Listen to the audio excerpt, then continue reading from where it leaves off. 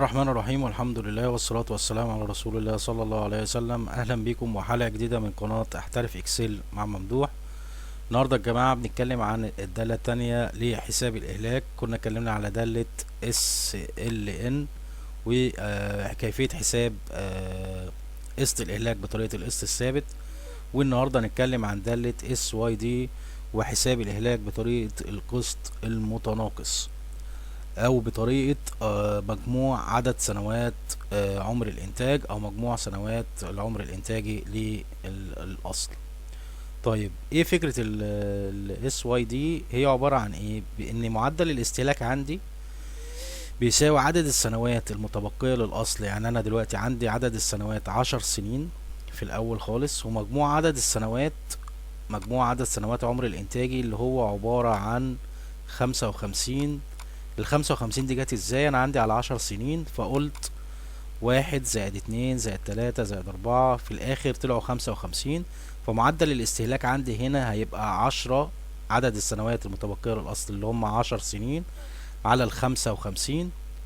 وقيمة الأصل عندي قيمة الأصل بعد القيمة التخريجية هيبقى قيمة تكلفة الشراء ناقص القيمة التخريجية، يعني 675 ألف، اللي هو عندي قيمة الأصل 750 والقيمة التخريجية 75، يعني الفرق بينهم 675. فبيعمل ايه؟ بيحسب، بيقول بيساوي 675 ألف، 600 بيساوي ده كده،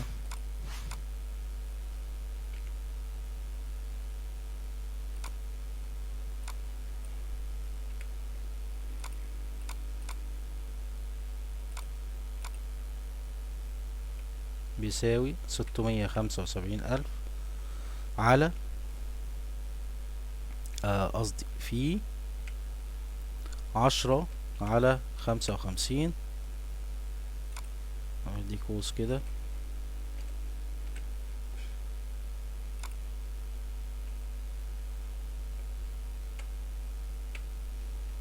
واعمل انتر، هيطلع لي المبلغ ده. لو جينا هنا بقى استخدمنا، احنا فهمنا الفكرة اللي هو عدد السنوات المتبقية للأصل أو عدد العمر الإهلاكي.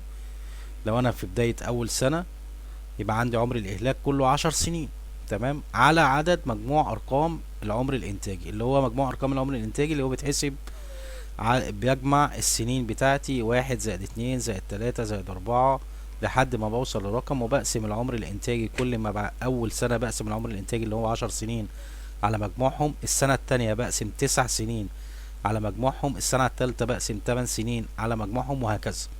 دي فكرة الإهلاك، اللي أنا بشيل السنة الأولى إهلاك أكبر، وببدأ بالتدريج بيبقى فيه تناقص في الإهلاك. طيب هنا فكرة الدالة بقى بتقول إيه؟ بيساوي SYD، SYD هيقول لي عايز الكوست بتاعك، بقول له الكوست 750 ألف، هدوس F4 عشان أسحب المعادلة تحت، كوما القيمة التخريجية أو السالفج 75 ألف، هدوس F4. اللايف بتاعي أو عمر الإهلاك 10 سنين، F4. بيقول لي البير خلال سنة الإهلاك، أول سنة أنا محتاج أول سنة اللي هي السنة الأولى، وهقفل القوس بتاعي وهعمل انتر.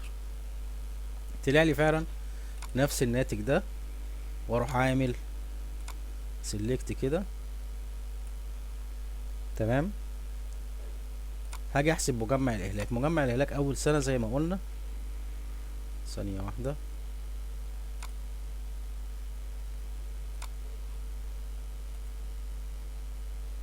مجمع الاهلاك زي ما قلنا بيساوي اول سنة، واقول انتر. تاني سنة مجمع الاهلاك زائد مصروف الاهلاك بتاع السنة التانية، وهاخد المعادلة وانزل ايه تحت كده.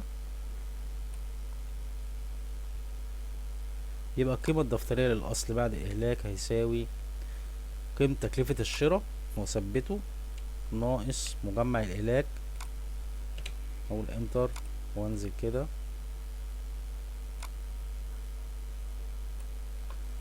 كده انا وصلت في السنة العاشرة ان قيمة الاصل بتاعي بقى 75,000 جنيه، زي ما احنا قلنا هتبقى القيمة التقليدية بتاعته 75,000 جنيه، ومجمع الاهلاك بتاعه حوالي 675. بالشكل ده. ده كان موضوع حلقتنا النهاردة. ارجو ان يكون الفيديو عجبكم، وما تنسوش دعم القناة بالاشتراك في القناة وتفعيل الجرس عشان يوصلكم كل جديد. وشكرا جزيلا لكم، والسلام عليكم ورحمة الله وبركاته.